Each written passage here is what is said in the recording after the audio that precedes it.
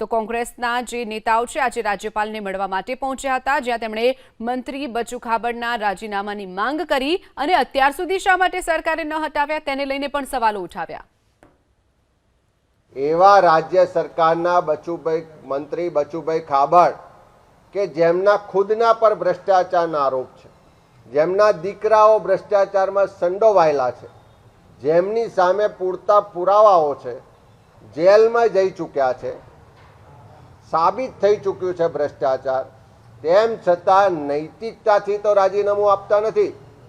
એમને દૂર કરવાની હિંમત કદાચ મેળાપીપણું હોવાને કારણે સરકારમાં પણ નથી।